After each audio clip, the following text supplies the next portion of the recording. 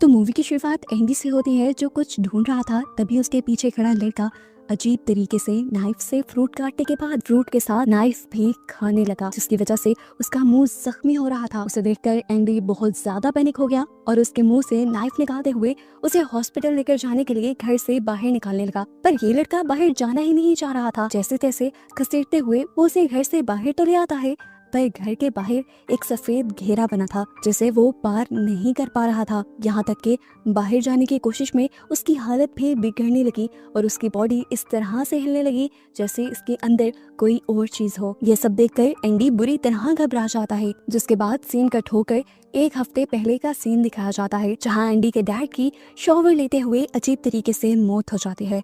जिसके बाद एंडी बहुत ज्यादा स्ट्रेस्ड हो जाता है। एंडी और उसकी बहन पाइपर, जिसको बहुत थोड़ा नजर आता है, दोनों को ही लोरा नामी एक औरत ने फिर अडॉप्ट कर लिया, जो पहले ही एक गूंगे लड़के को भी पाल रही थी, जिसको हमने पहले देख भी लिया है। लोरा की एक बेटी भी थी जो अंधी थी और घर के स्विमिंग पूल में एक्सीडेंटली डूबने की वजह से मारी गई थी। ये सुनकर तो एंडी को दुख हुआ, लेकिन वैसे उसे लोरा का बिहेवियर काफी ज्यादा अजीब लग रहा था। हद तो तब हो गई जब लोरा ने इन्हें अपने मरे हुए डॉग से मिलवाया, जिसकी बॉडी को उसने प्रिजर्व किया हुआ था। ये लोग अब घर देखते हुए घर की बैक साइड में आ जाते हैं, जहाँ खाली स्विमिंग पूल में सिर्फ पैंट पहने एक बच्चा दिखाई देता है, जो कि जबरदस्ती कैट को पकड़े हुए था, इतना जोर से कि कैट को दर्द होने लगा था। कैट की चीखें और आवाजें सुनकर लोरा यहाँ आती है और उस बच्चे से कैट ले लेती है। और अब पहली मर्तबा ये बच्चा ओलिवर मुड़कर एंडी को देखता है, इतने सीरियस अंदाज में कि एंडी भी डर जाता है। बाद में जब पाइपर ओलिवर के हुल्ली के बारे में सवाल करती है तो लोरा उसे झूठ कहती है कि ओलिवर एक कर्ली बालों वाला बहुत ही क्यूट सा बच्चा है, हालांकि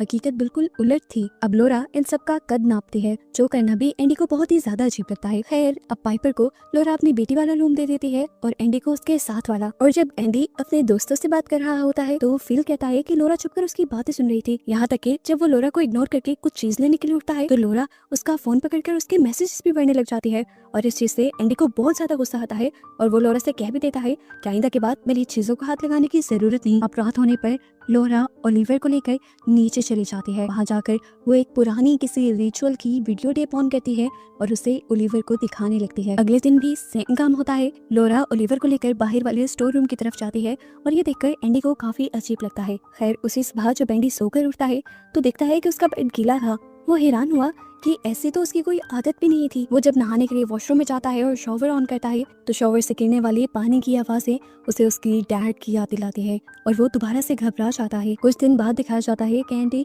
और पाइपर के डैड का फ्यूनरल रखा गया था, लेकिन ये दोनों ही उदास नहीं थे क्योंकि इनके डैड इनको बहुत मारा पीटा करते थे। इनफैक्ट वो तो इनके मरने पर काफी रिलैक्स हो चुके थे। यहाँ पर लोरा एंडी को फोर्स भी करती है कि तुम लास्ट गुड बाय के तौर पर अपने डैड के सर पर प्यार करो, लेकिन एंडी ये काम भी नहीं करता और उनके जाने के बाद लोरा इनके मरे हुए डैड के बाल काट लेती है। खैर, ये लोग जब फ्यूनरल से घर आ रहे होते हैं तो लोरा नोटिस करती है कि ये दोनों कुछ ज्यादा ही उदास थे, तो वो इन दोनों से कहती है चलो घर चलकर हम पार्टी करेंगे। किसी के भी चले जाने के बाद अपने पीस को यानी अपने सुकून को सेलिब्रेट करना जरूरी हो जाता है, नहीं तो हम पर हावी हो जाएगा। लोरा की बात मानते हुए ये लोग भी रात को अच्छी पार्टी करते हैं, खूब इंजॉय करते हैं, डांस करते हैं।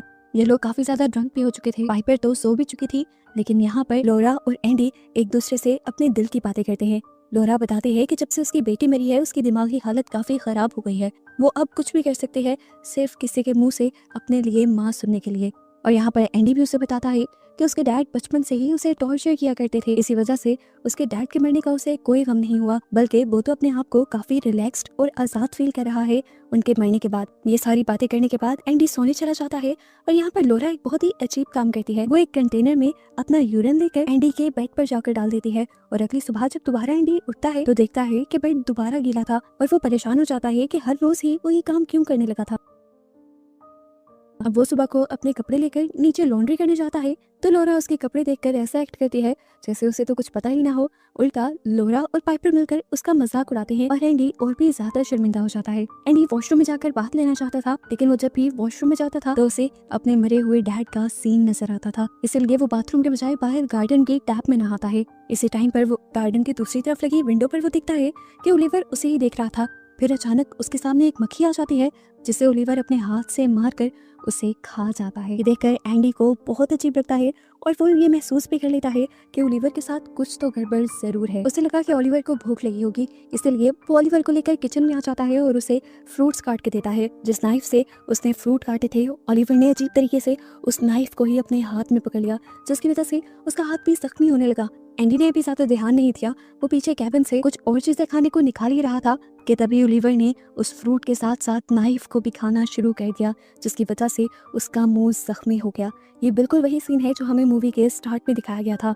उसके हाथ मुंह से नाइफ छुड़वाकर वो जल्दी से घसीटते हुए उसे घर से बाहर हॉस्पिटल ले जाने की कोशिश करता है, लेकिन ओलिवर घर के बाहर बना सफेद घेरा पार नहीं कर पाता और उसकी तबीयत वहीं पर बिगड़ने लग जाती है। ठीक टाइम पे वहाँ पे लोरा आ जाती है और एंडी को दूर करते हुए वो डांटती है कि तुमने इसे घर से बाहर निकालकर बहुत बड़ी गलती कर दी। लोरा उसे बेसमेंट की एक रूम में ले जाती है और एक रिचुअल की वीडियो निकालकर वो ये रिचुअल ओलिवर पर करने लग जाती है। जबकि ऊपर हम देखते हैं कि एंडी उस खून से सनी हुई नाइफ को देखकर और भी ज्यादा खौफ में आ चुका था। एंडी ओलिवर की तबीयत पता करने के लिए जैसे ही उसके रूम के पास जाता है तो लोरा बाहर निकलकर उसे एक और मत डांटती है और कहती है, खबरदार, तुम्हें कोई हक नहीं, ना ही इजाजत है उसके कमरे में जाने की या उसे कहीं भी लेकर जाने की।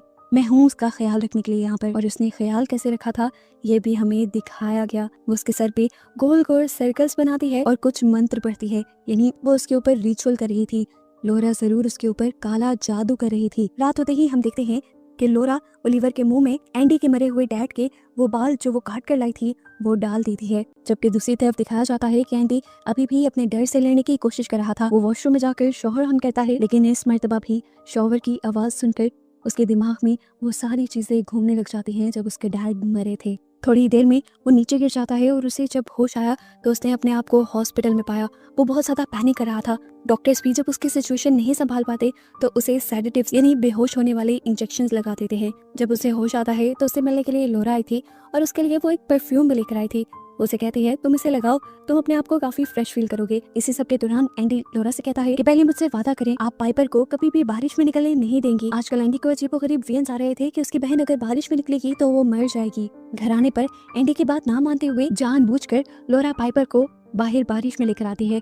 ये लोग बारिश में खेलते भी हैं और यहाँ पर लोरा को पाइपर से अपनी बेटी की झलक आती है। वो उसे अपनी बेटी के कपड़े भी देती है और उससे पूछती है, क्या तुम हमेशा के लिए मेरे साथ रहना चाहोगी, मुझे माँ कहना चाहोगी तुम? देखो, अगले 3 महीने में एंडी 18 साल का हो जाएगा, तब वो लीगली तुम्हारी कस्टडी ले सकता है और मैं चाहती हूँ कि ये फैसला तुम्हारे हाथ में रहे। वो इतने प्यार से पूछ रही थी, उसे पूरी उम्मीद थी कि पाइपर उसी का नाम लेगी, लेकिन पाइपर ने यहाँ एंडी का नाम लिया। एंडी का नाम सुनते ही लोरा का मुंह उससे से तन गया, लेकिन उसने पाइपर को कुछ नहीं कहा और अपनी आवाज में झूठी मिठास लाते हुए बोली, जैसा तुम चाहो होगा तो वही जो तुम चाहोगी।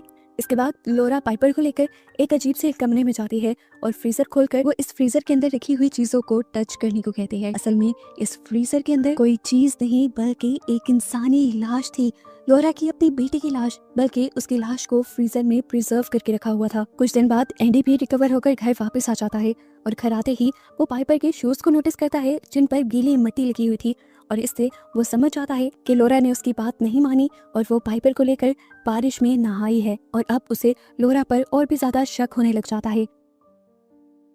रात हो जाती है और हम देखते हैं कि लोरा दोबारा से अपना रिचुअल ओलिवर के ऊपर शुरू कर चुकी थी। वो अपनी उंगली से उसके सर के ऊपर कुछ गोल गोल निशान बनाती है और कुछ मंत्र पढ़ना शुरू करती है। सामने उसने उसी रिचुअल की वीडियो भी चलाई हुई थी जैसा वो रिचुअल कर रही थी।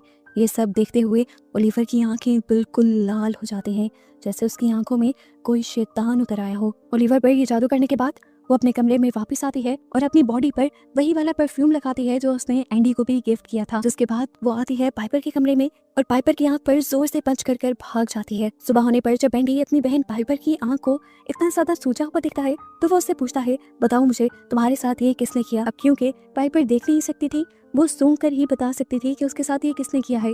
वो उन दोनों को सूंघती है और कहती है कि मेरे साथ ये सब एंडी ने किया है, क्योंकि रात जो उसे स्मेल आई थी वो इस टाइम एंडी की बॉडी से आ रही थी। पाइपर बेचारी को क्या पता कि ये सब लोरा ने प्लान किया हुआ था ताकि पाइपर एंडी के पास जाने के बजाय उसी के पास रहने के लिए हामी भर दे। पाइपर के दुख को और बढ़ाने के लिए लोरा पाइपर से कहती है, एंडी तुम्हारे डैड जैसा बनने लग गया है, जैसे तुम्हारे डैड तुम्हें टॉर्चर करते थे अब एंडी भी यही किया करेगा। अब लोरा पाइपर से कहती है कि एंडी जो बनता चाह रहा है, मुझे नहीं लगता कि तुम्हें एंडी के साथ जाना चाहिए, चाहे वो 18 साल का भी हो जाए, मैं तुम्हें अपने पास ही रखूंगी। लोरा खड़े खड़े उस पर इल्जाम लगाती जा रही थी और एंडी सुनता जा रहा था क्योंकि उसका तो सारा ध्यान खिड़की के बाहर था जहाँ पर ओलिवर नहा रहा था और उसके सर पर कुछ अजीब चीजें थी। वो ये सारा सीन अपने फोन में जब रिकॉर्ड करने लगता है तो वासिया तौर पर देखता है कि ओलिवर के सर पे कुछ सींग आ गए हैं और वो एक शैतान में बदल गया है। वो ये चीज सबको दिखाकर सबको लोरा की सच्चाई बताना चाहता था, लेकिन लोरा यहाँ उसे मार मार कर उसका फोन खींच लेती है। अपने आप को छुड़वाने के लिए एंडी अब लोरा के ऊपर ही बरस जाता है और जोर से उसे पंच करने लगता है, लेकिन उसके बजाय वो दीवार में पंच मार देता है क्योंकि उसे लोरा को मारना ठीक नहीं लग रहा था। पाइपर जो इन सारी चीजों की बस आवाज़ें ही सुन पा रही थी, उसे लगा कि उसके भाई एंडी ने लोरा को जख्मी किया है, उसे नुकसान पहुंचाया है। इसीलिए वो एंडी पर गुस्सा हो जाती है और अपनी बहन की ही बातें सुनकर एंडी दुखी होकर यहाँ से निकल जाता है।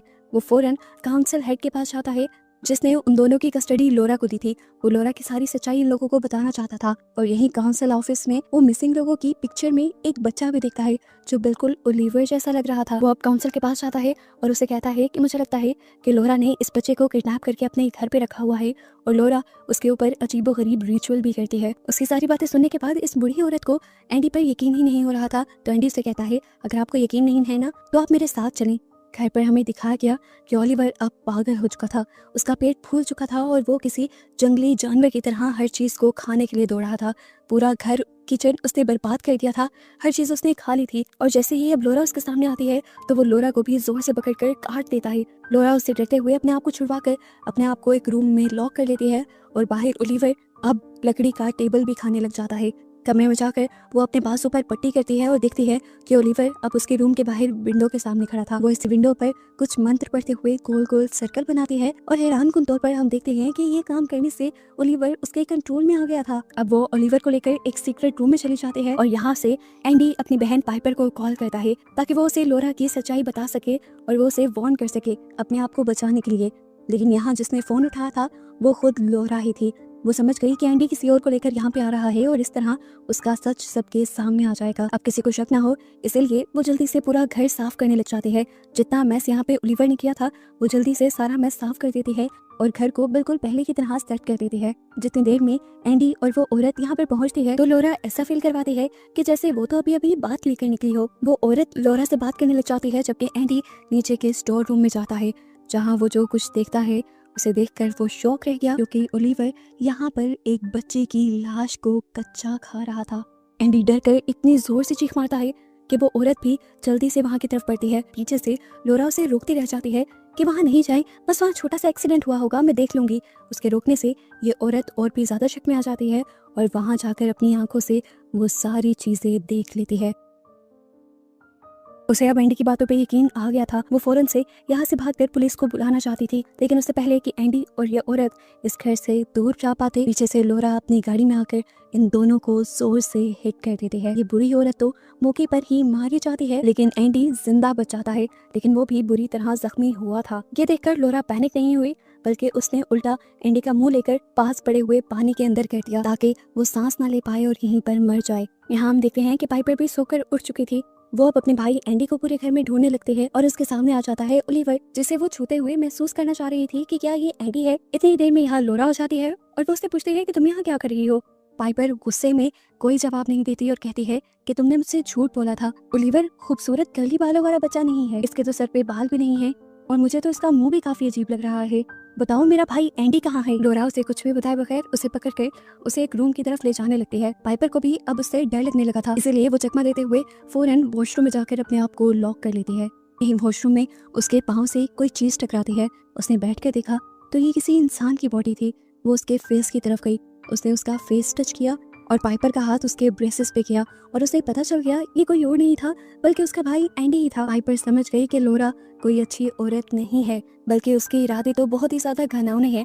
वो ऐसा क्यों कर रही थी ये भी उसे समझ नहीं आ रहा था। इतनी देर में लोरा भी कीज को लाकर इस वॉशरूम को खोल देती है क्योंकि वो जान गई थी कि इन बच्चों को उसकी सारी सच्चाई पता चल गई है तो वो और झूठ नहीं बोलती और सारी कहानी बताती है कि वो ये सब क्यों कर रही है। वो बताती है कि मैंने एक डीमन से कांटेक्ट किया था जिसने मुझे वादा किया कि वो मुझे मेरी बेटी वापस दे देगा, लेकिन उसके लिए उन्हें एक मासूम सोल चाहिए थी जो उसे पाइपर की शक्ल में मिली। मैं तुम्हें यहाँ लाई ही इसलिए थी ताकि तुम्हें मारा जा सके।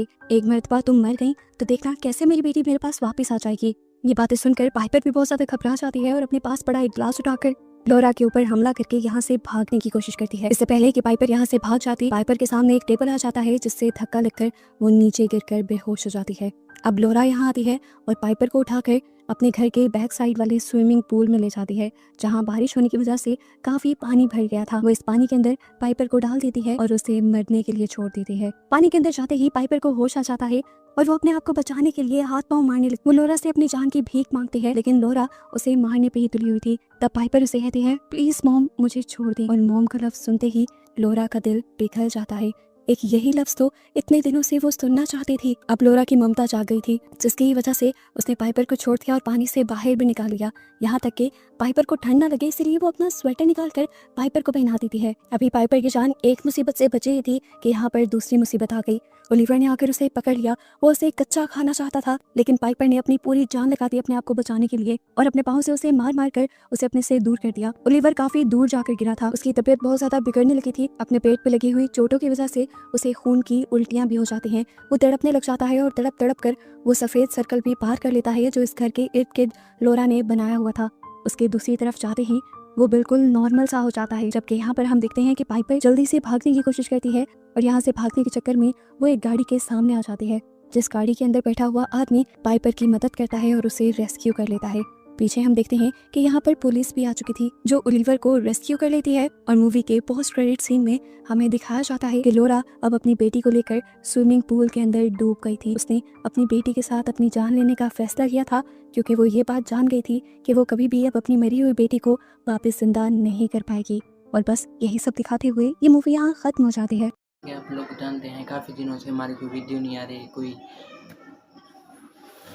भी चीज़ नहीं आ रही हमारी, ना वीडियो आ रही है चैनल पे। लेकिन ये न्यू चैनल बना है, इस पे अब वीडियो लगातार आती रहेंगी। जिस कितना कि आपको टारगेट दिया था 3 दिनों का, जो कि हमारा बैल था वो चोरी हो चुका था। उसमें ईमेल थी, उसमें हमारा चैनल था जो कि डिलीट हो चुका था। उसके ऊपर 10 वीडियो अपलोड थी, उसके ऑलमोस्ट 10 सब्सक्राइबर होने वाले थे। ये चैनल का स्क्रीनशॉट भी लगा दूंगा यहीं पे। दूसरी बात ये तो उस चैनल पे मेहनत कर रहे थे, वहाँ पे